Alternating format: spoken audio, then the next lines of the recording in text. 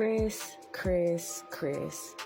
Now, this news article comes from Lovely T TV, and I love her, y'all. Check her out.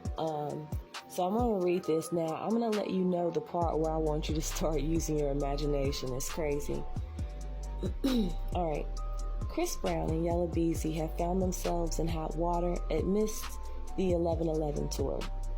TMZ reports that the two artists, a man from Brown's team, Cinco CJ, and Live Nation, have been hit with a lawsuit from four men who attended Breezy's tour and stopped in Fort Worth, Texas. According to legal documents, the four plaintiffs, Larry Parker, Joseph Lewis, Charles Bush, DeMarcus Powell, have accused Brown of arranging an assault on them while backstage at the show on July 20th. The men are seeking $50 million in damages and have also filed restraining orders against Brown, Beezy, and CJ. The plaintiffs allege that they were invited to go backstage to meet with Brown, who took his time arriving at the VIP area. The men were about to leave, that is, until the singer finally showed up. The lawsuit says that Bush went to shake Brown's hand, who appreciated the gesture and congratulated him. Turn your imagination on, because imagine this shit here. Bush says that someone from Chris's entourage suddenly yelled, "Man, you don't remember? You two were beefing." Brown allegedly replied, "Oh yeah, we were. What's up, nigga? I don't forget shit." Bush says Brown directed 7 to 10 men from his crew to beat up Bush, which purportedly included him getting a chair thrown at his head. Could you fucking imagine? Dude, what were you thinking going back there knowing that y'all, maybe you didn't know you were beefing though. So some people be having that secret animosity that goes back, y'all, to what I was telling you about, that secret animosity. See, he may not have known, but there was apparently something. And then that person instigating like that, that's why I say you gotta watch who you have around you. Make sure they have your best interests at heart, because now your dumbass motherfucking shit is causing this. And then Brown, he got temper. Like, dude, you gotta get some therapy, okay? Before things get worse for you. I'm telling you, because you are so talented. Like, VA loves you. We love when you come and perform for us, come back home. Like, we appreciate Chris, because Chris put VA on. Like, well, I don't want to say he's the only one. A lot of people, put VA on. But, like, for my era growing up, like, it was just big for us. Like, really big for us. So, and to all the people that do know him personally, like, it's really big for them.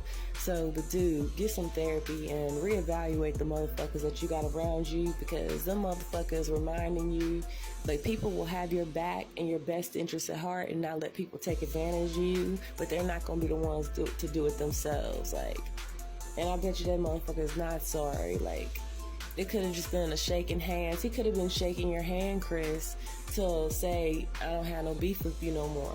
He could have been coming to shake your hand to say, this is a truce, or something like that.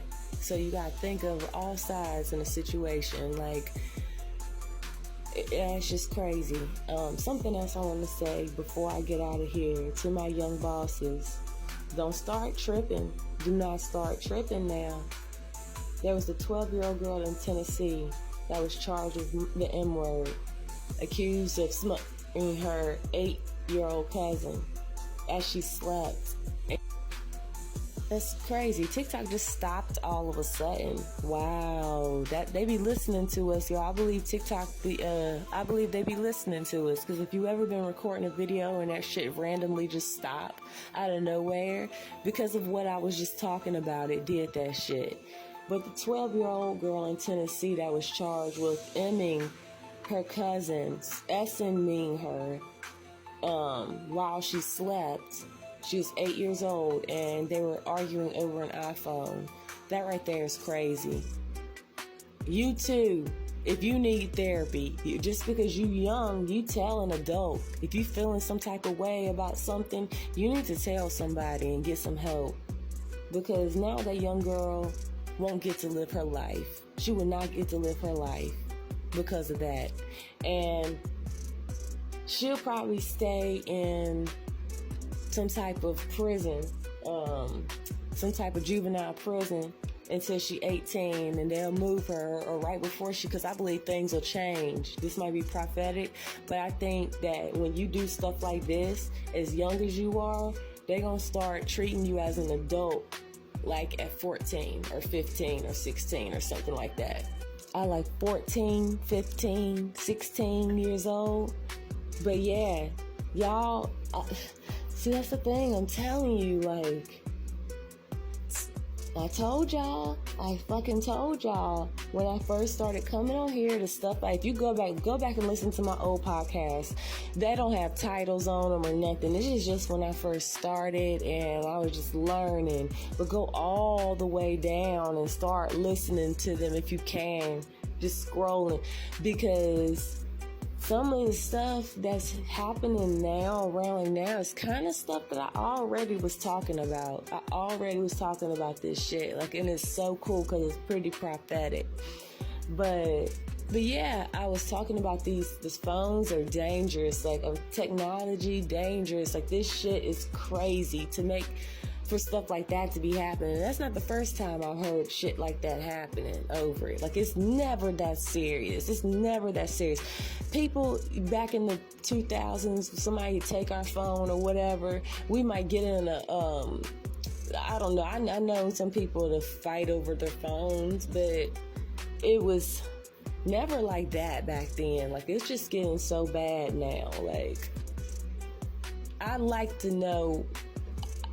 know more about that. Like, what type of fight over the phone was that? Like, what was going on to make you want to do something like that? And do you think that at the age that she should be tried as an adult now? Like, do you think that these kids need to be taught lessons? Because you don't want to start going down a bad road.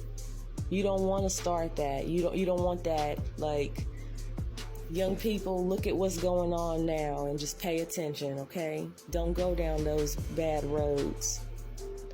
Bye.